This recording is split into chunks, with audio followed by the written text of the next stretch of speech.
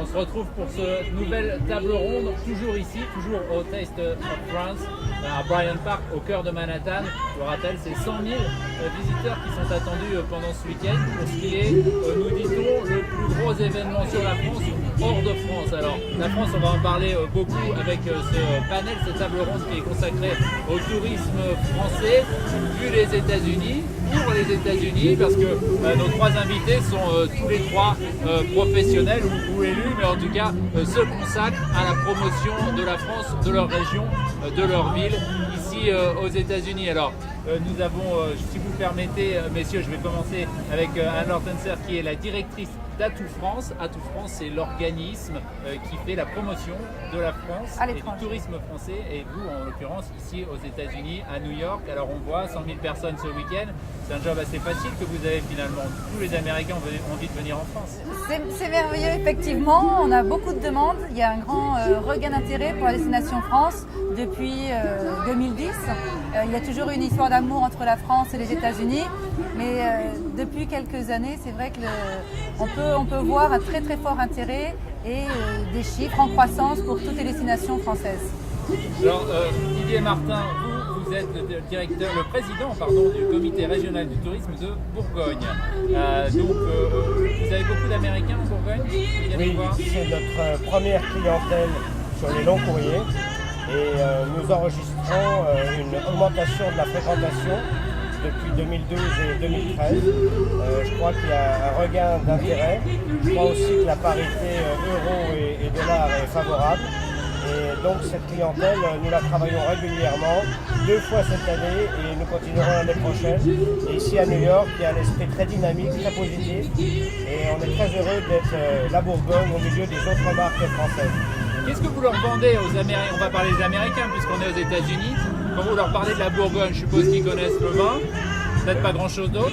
Qu'est-ce que vous vendez, vous, sur la Bourgogne? Le vin, la gastronomie, l'art de vivre, la navigation sur les canaux et les voies navigables de la Bourgogne, et puis la découverte du patrimoine avec Cluny, avec Dijon, avec Beaune.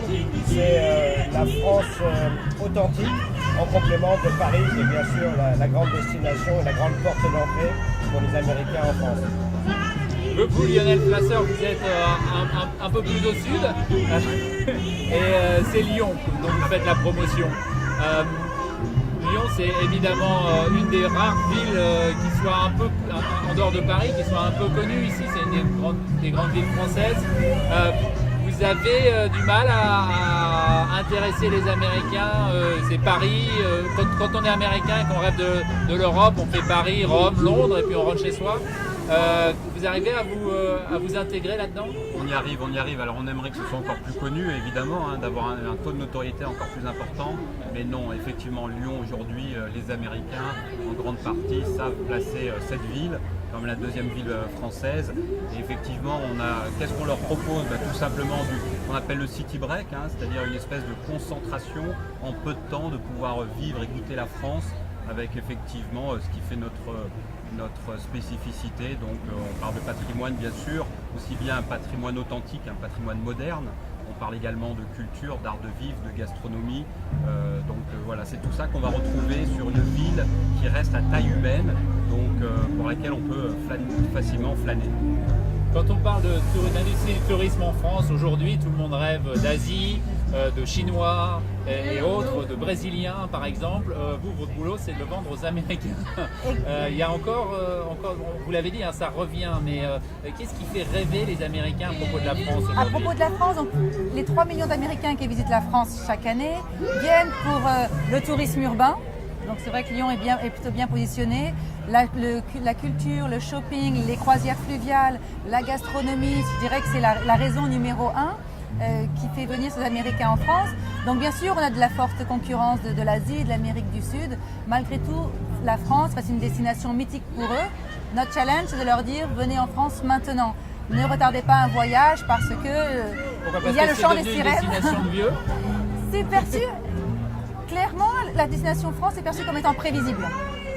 Donc c'est vrai que notre clientèle traditionnelle, les baby boomers, viennent, adhèrent et reviennent.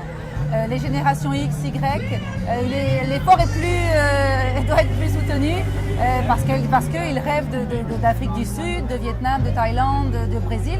Donc à nous de leur dire la France est dynamique et notre offre est renouvelée sans arrêt. Donc il y a eu la Marseille capitale de la culture qui a montré que la culture française n'est pas qu'une culture, je dirais, renaissance, mais il y a aussi de la culture de la rue, culture contemporaine. Et c'est ce qui fait venir ces clientèles, donc génération X et Y. Vous parliez tout à l'heure de tourisme fluvial en Bourgogne, la gastronomie, le vin. C'est pas forcément ce qui attire les jeunes, justement. Vous êtes positionné clairement, vous, sur une clientèle que vous avez? Il y a des jeunes épicuriens, des jeunes hédonistes. C'est très romantique de venir en Bourgogne. C'est très romantique de faire une croisière en amoureux sur une péniche hôtel. Et puis boire un verre sur une terrasse à Dijon ou à Beaune. Et ça attire quand même beaucoup. C'est un peu vécu aussi comme une ligne de miel pour tous les âges. Et finalement, on peut y croire à tous les âges. Est-ce qu'on parlait tout à l'heure de l'image de Lyon, du fait que Lyon était finalement une des rares villes françaises peut-être connues ici. Tout ce qui se passe ici, c'est à propos de l'image de la France. Il s'agit d'essayer de surfer sur ce qu'est l'image, mais c'est aussi beaucoup les clichés. Comment vous faites vous pour vous positionner? C'est une ville de tradition, Lyon. Vous cultivez ça à fond, tradition. Enfin, effectivement, on capitalise dessus parce que c'est aussi ce que viennent chercher les gens. Donc on capitalise sur l'image globale France. Pour autant, on cherche effectivement à pouvoir également proposer des éléments de modernité. On parle d'architecture à Lyon. Bien sûr, on va parler du Vieux Lyon, qui est quand même classé patrimoine mondial de l'UNESCO. Mais vous faites quelques pas et vous vous retrouvez dans le centre-ville qui est plutôt lui très shopping. Vous allez faire quelques pas, vous allez découvrir le nouveau quartier Confluence qui a été lancé il y a très peu de temps et qui est un quartier qui est ultra moderne, qui est vraiment dans une conception de développement durable, donc quelque chose de très différent. Donc encore une fois, Lyon s'appuie sur son passé pour construire son futur et c'est cette richesse qu'on propose. En aucune façon, on souhaite se positionner comme une ville musée. Ça, il en est hors de question. On introduit en permanence des éléments de modernité. Il n'y a qu'à donner un exemple très précis. En ce moment même, c'est la Biennale d'art contemporain pendant un mois à Lyon. Voilà. Et l'année prochaine, ça sera la Biennale de la danse en tant que telle. Donc on a des grands événements culturels très populaires qui plaisent aux anciens mais aussi aux jeunes qui rythment la vie lyonnaise. C'est quoi votre clientèle principale, enfin votre target principal en termes de marketing? C'est les repeaters, comme on dit en français, les gens qui sont des habitués, qui veulent revenir, c'est des nouveaux? Alors cette clientèle est acquise. Donc on a toujours une offre, on lui propose toujours une offre constamment pour maintenir le désir d'aller et de retourner en France. Mais comme l'indiquait Lionel, la Biennale qui a lieu en ce moment attire ces jeunes, ces clientèles X et Y qui vont chercher une telle offre à Miami, à Istanbul, même à Bâle. Et c'est vrai qu'en France, on a ce produit. Donc c'est ce que l'on met en avant pour les faire venir. Donc clientèle de baby boomers sera toujours une clientèle prioritaire pour nous, mais on se concentre très fortement sur les générations X et Y. On voit il y a plusieurs régions, quelques régions qui sont présentes ici, plusieurs régions qui d'habitude font du marketing ici aux États-Unis. Est-ce que finalement vous ne battez pas les uns contre les autres sur une clientèle qui a décidé a priori d'aller en France ou en Europe et qui se dit je vais choisir est-ce que ça va être la Bourgogne ou est-ce que ça va être la Côte d'Azur? Vous battez avant tout entre régions françaises, non? C'est pas tout à fait ça. D'ailleurs, on travaille ensemble pour le marché américain. Ouais. On a fait ensemble une opération chez Macy's il y a quelques mois seulement. Auparavant, on était venu déjà à New York pour proposer des routes du vin, et ceci entre l'Alsace, la Champagne et la Bourgogne. On a une proposition très originale, et je crois que demain on pourra aussi aller avec les Belges, qui sont aussi proches de chez nous, et marier le vin et la bière. Ça paraît peut-être un peu osé, mais finalement c'est une clientèle. C'est pas en même temps. Il suffit d'enchaîner les destinations et les étapes dans un trip d'environ 4 ou 5 jours. Il faut renouveler l'offre, il faut inventer une nouvelle offre. Et les routes du vin, cette itinérance vitivinicole, c'est quelque chose qui est très demandé et dynamique. Vous avez beaucoup de tourisme gastronomique, j'imagine. On en a beaucoup, effectivement, mais c'est un tourisme qui vient pas que pas que pour ça, vraiment c'est important. Aujourd'hui, les derniers chiffres à Lyon montrent que la durée moyenne du séjour est passée à 3,7 jours. Donc on a largement dépassé le cadre du 5 le week-end. Deuxième chiffre qui est intéressant, c'est que 83% des gens viennent à Lyon pour Lyon comme destination finale. Donc on n'est plus dans l'image de la ville de passage qu'on traversait pour ses vacances ou dans laquelle on est juste à faire une petite journée. On est véritablement sur un vrai séjour et ces chiffres ont été confirmés par TripAdvisor qui nous a placés comme la 4e destination touristique en France selon les internautes de TripAdvisor après Paris, Cannes et Nice. Donc c'est quand même incroyable. Qui aurait dit il y a quelques années que Lyon allait être dans le top 5 des destinations touristiques en France? C'est quand même assez incroyable. Cette idée qu'on a en France, par exemple, que le touriste américain il vient faire l'Europe et il fait 5 pays d'Europe en 6 jours et il retourne chez lui, c'est plus tout à fait comme ça que ça se passe? Effectivement, ça a changé. Donc c'est vrai que ces grands itinéraires de 15 jours, 15 pays pratiquement, c'est fini. Malgré tout, on a beaucoup de tour opérateurs qui offrent du Londres-Paris, qui offrent un combiné Allemagne-France, Suisse-France, Italie-France. Et ça demeure important. Puis il y a une offre aussi au niveau des loueurs de voitures qui permettent de prendre une voiture à Paris, la laisser à Berlin. Tout ça devient plus aisé. Et ils en profitent pour faire 2 pays. Donc 15 pays non, 2 pays oui c'est le cas.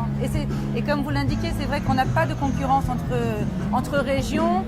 On s'associe avec nos pays voisins, car la concurrence c'est vraiment Europe contre Asie, Europe contre Amérique du Sud. Donc on est ensemble, unis pour susciter plus d'intérêt encore vers la destination France. On a beaucoup parlé ces derniers jours, ces dernières semaines de la nouvelle alliance franco-américaine politiquement, géopolitiquement. Est-ce que ce type de choses, dans votre expérience de professionnel du tourisme, ça a de l'impact? On en parle maintenant, on en a parlé évidemment beaucoup plus en 2003-2004. Ça joue dans la capacité des gens, leur volonté des gens à venir dans tel ou tel pays? Moi je suis convaincu que quand un grand politique, un président émet un désir vers une destination, ça donne effectivement à tout son peuple l'envie de visiter. Donc si M. Obama, Michelle Obama ont envie de faire un séjour en France, moi je les invite à Dijon, ils passent 1 ou 2 nuits et ensuite ils vont à Lyon, ils vont garder un souvenir merveilleux. Et des personnalités, qu'ils soient du spectacle, de la politique, des décideurs, tout ça c'est des gens qui sont très bien venus. On doit travailler, on doit les séduire pour qu'ils choisissent notre destination. Alors nous on a des atouts, les autres en ont aussi. C'est nous pour nous effectivement l'art de vivre, la dégustation des vins, l'art contemporain, le shopping, le charme à la française, tout ça est quand même très précieux. Il faut capitaliser sur cette image-là et étendre à partir de Paris un circuit de visite dans ce qu'on appelle la province, les régions, mais un réseau d'itinérance touristique. Pour répondre à votre question, par rapport au lien, on parle beaucoup de tourisme de loisirs, mais il y a le tourisme d'affaires.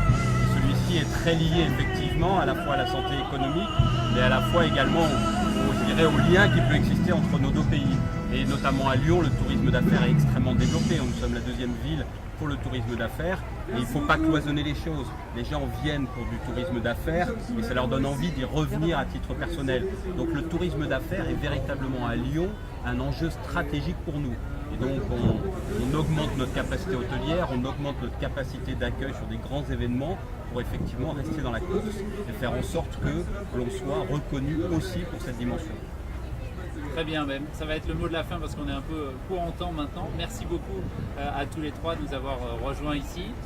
Merci, c'en est fini pour cette journée de direct ici au Taste of France. Le Taste of France, c'est encore toute la journée de dimanche ici à Bryant Park à Manhattan.